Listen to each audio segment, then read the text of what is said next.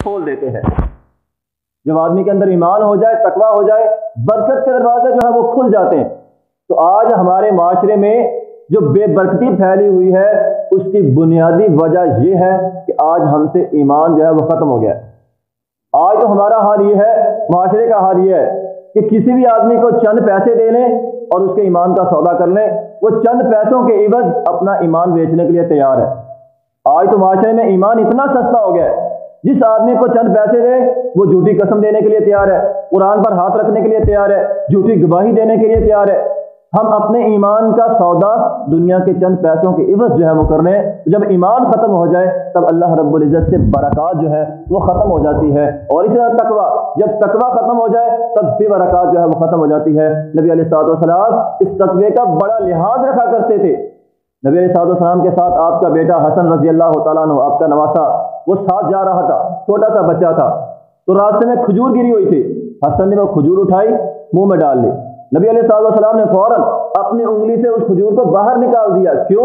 نبی علیہ الصلوۃ والسلام نے فرمایا ہو سکتا ہے، شاید ہو سکتا ہے یہ کھجور جو ہے وہ صدقے کی ہو، اور نبی علیہ الصلوۃ والسلام کے خاندان پر صدقہ جو ہے وہ حرام ہے۔ یعنی تقوی کی کس قدر اعلیٰ مثال کہ نبی علیہ الصلوۃ والسلام نے احتیاط سے وہ کھجور ہی منہ سے نکال دی۔ ہو سکتا تھا وہ کھجور صدقے کی نہ ہو، اور ہو سکتا تھا صدقے بھی ہو، اب احتیاط کی تھی۔ تقویٰ کیا ہے کہ اس کو باہر نکال دیا جائے۔ تو نبی علیہ الصلوۃ والسلام نے اس کھجور کو جو ہے وہ باہر نکال دیا۔ تو ہمیں یہ سبق ملتا ہے کہ اگر ہم اپنے اندر ایمان اور تقوی کو شامل کر لیں تو یہ دو چیزیں جو ہیں وہ برکت کا باعث بنتی ہے۔ اور تیسری چیز تعلق بالقرآن، جب آدمی کا تعلق قرآن کے ساتھ مضبوط ہو جائے تب کاروبار کے اندر برکت ہوتا ہے۔ اصل کے اندر قرآن ہے ہی برکت کے لیے، ہر کام میں برکت، تجارت کے اندر اور زندگی کے ہر کام میں برکت اگر ہم حاصل کرنا چاہتے ہیں تو ہمیں قرآن سے لگاؤ اختیار کرنا ہوگا۔ اللہ تعالیٰ فرماتے ہیں ھذا انزلناہ مبارکا، ہم یہ قرآن نازل کیا ہے برکت کے لیے۔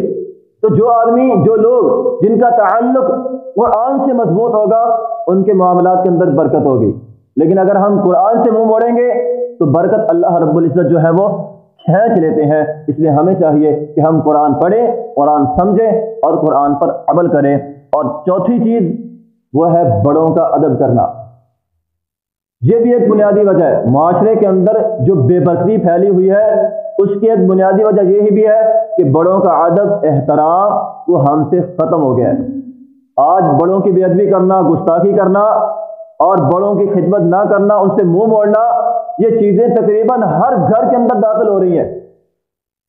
والدین کی خدمت سے منہ چرانا، یہ چیزیں ایسی ہیں جو تقریباً ہر گھر کے اندر داخل ہو رہی ہیں، اور اس کی وجہ سے گھروں کے اندر سے برکت جو ہے وہ ختم ہو رئی ہے۔ نبی علیہ الصلوۃ والسلام نے فرمایا البرکۃ مع اکابرکم، نبی علیہ الصلوۃ والسلام نے فرمایا برکت تمہارے بڑوں کی وجہ سے ہوتی ہے۔ صحیح حدیث ہے، نبی علیہ الصلوۃ والسلام نے فرمایا برکت تمہارے بڑوں کی وجہ سے ہے۔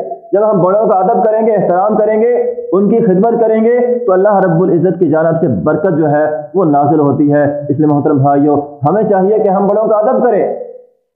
نبی علیہ الصلوۃ والسلام نے وہ حدیث فرمائی تھی انت ومالک لابیک، فرمایا تھا تو اور تیرا مال کس کے لیے ہے؟ تیرے باپ کے لیے ہے۔ آج ہمارے معاشرے میں والدین کی خدمت ہے، اس سے منہ چرا جاتا ہے۔ یہی بیٹا دعا کرتا ہے باپ جو ہے وہ میرے گھر میں نہ آئے بلکہ دوسرے بھائی کے گھر میں جو ہے وہ رہ لے۔ تو جو اپنے باپ کو اپنے گھر میں داخل نہیں کرتا، اپنے باپ کو اپنے گھر سے نکال رہا ہے، سمجھ لیجئے وہ آدمی برکت کو اپنے گھر سے نکال رہا ہے۔ جو بیٹا اپنے والدین کو اپنے ساتھ رکھے گا گویا اس نے برکت کو اپنے ساتھ رکھا ہوا ہے۔ تو آپ معاشرے کے اندر تجزیہ بھی کر لیں، جو اولاد جس کے گھر کے اندر والدین ہوتے ہیں برکت اسی گھر میں ہوتی ہے۔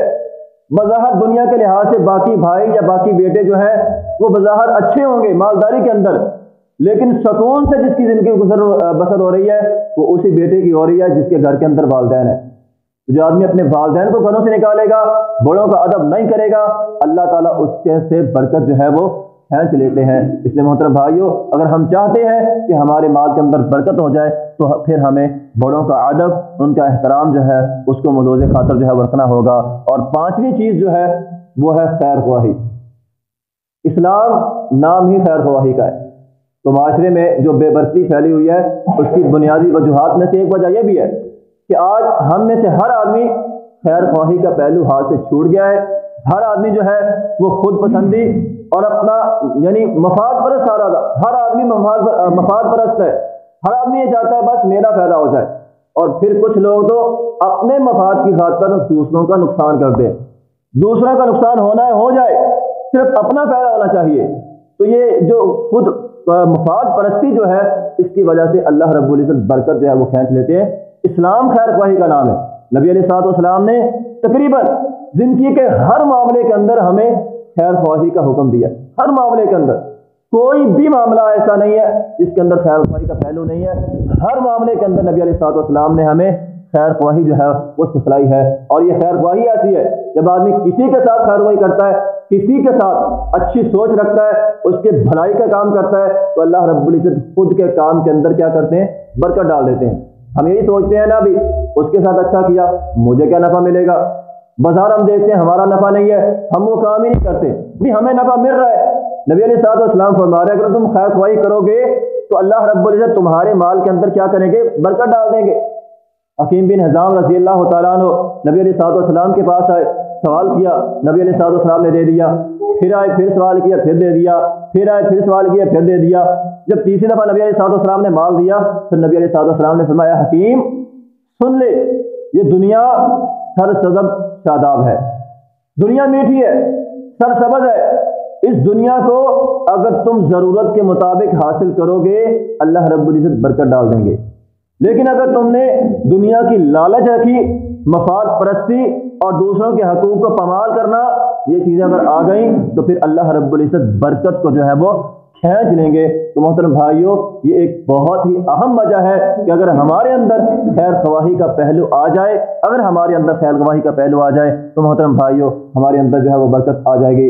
تو نبی علیہ الصلوۃ والسلام نے فرمایا وہ آدمی جو آدمی چیز بیچتا ہے اور چیز خریدتا ہے, بیچنے والے اور خریدنے والے کے درمیان اگر خیر خواہی آ جائے, بیچنے والا بھی خیر خواہی کے نیچے بیچے اور لینے والا بھی خیر خواہی سے لے, اور دوسری بات وہ سچ بولے, اور تیسری بات حقیقت کو نہ چھپائے, جو آدمی اس طرح تجارت کرے گا, صحیح حدیث ہے جو آدمی بخاری اور مسلم کی, نبی علیہ الصلوۃ والسلام نے فرمایا جو آدمی تجارت کرتے ہوئے خیر خواہی کو ملوز خاطر رکھے گا اللہ تعالیٰ اس کے مال کے اندر برکت ڈال دیں گے. یہ بخاری اور مسلم کی صحیح حدیث ہے. تو بیچتے اور خریدتے وقت جس آدمی کے ذہن کے اندر خیر خواہی کا پہلو ہوگا, جو دوسروں کا بھلا چاہے گا, اللہ تعالیٰ اس کا جو ہے وہ بھلا چاہیں گے. اور چھٹی چیز وہ ہے قناعت کرنا, یعنی جو اللہ رب العزت نے دیا ہے اس کے اوپر صبر کرنا. یہ بہت ہی اہم چیز ہے. انسان کو اللہ رب العزت جو دے دے, انسان کو چاہیے اللہ رب العزت کے دیے ہوئے مال میں صبر کرے. جب بندہ صبر کرتا ہے تو اللہ رب العزت جو ہے وہ اجر دے دیتے ہیں, اللہ رب العزت جو ہے وہ برکت ڈال دیتے ہیں. اس لیے محترم بھائیوں ہمیں چاہیے کہ اللہ تعالیٰ نے جو بھی دیا, نبی علیہ الصلوۃ والسلام نے فرمایا, حدیث صحیح حدیث ہے, نبی علیہ الصلوۃ والسلام نے فرمایا اللہ تعالیٰ بندے کو مال دیتے ہیں اور پھر بندے کی آزمائش کرتے ہیں.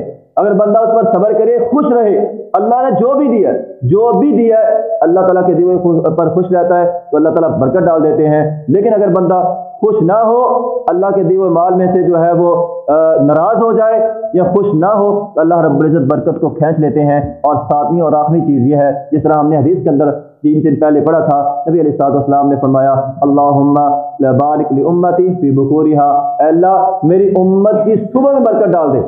تو اگر ہم اپنی تجارت کا آغاز صبح سے کریں گے تو ہماری کاروبار کے اندر جو ہے وہ برکت ہو جائے گی. تو محترم بھائیوں یہ چند ایک چیزیں ہمیں اسلام نے سکھلائی ہیں برکت کے حصول کے لیے. اس آدمی نے بھی یہی کہا تھا اگر تو برکت چاہتا ہے قل تو ماشاء اللہ, تو ماشاء اللہ پڑھ لے, لا قوت الا باللہ, کیونکہ اللہ کے علاوہ کوئی اور قوت نہیں ہے. آدمی یہ نہ سوچے کہ ساری میری محنت کا نتیجہ ہے, اگر میں محنت نہ کرتا, اگر میں کوئی یہ کام نہ کرتا, یہ نہ کرتا تو مجھے نہ ہوتا. نہیں, محنت انسان کی لیکن برکت اللہ کی. لا قوت الا باللہ, اللہ کے علاوہ کوئی اور مدد کر ہی نہیں سکتا. ان ترانی انا اقل منک مالا وولدا, تو مجھے حقیر سمجھتا ہے تو حقیر سمجھ کر کسی کو اپنے آپ میں اترانا, تکبر کرنا, یہ بہت بری بات ہے. اللہ رب العزت ہمیں اس سے بچائے.